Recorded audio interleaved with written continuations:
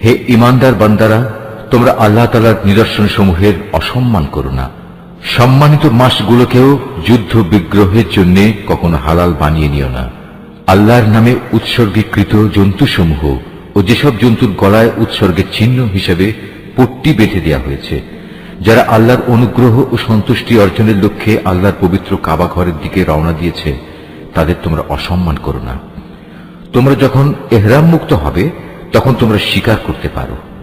বিশেষ কোন একটি সম্প্রদায়ের বিদ্বেষ এমন বিদ্বেষ যার কারণে তারা তোমাদের আল্লাহ তাআলার পবিত্র মসজিদে আসার পথ বন্ধ করে দিয়েছিল, যেন তোমাদের কোন রকম সীমা লঙ্ঘন করতে প্ররোচিত না করে।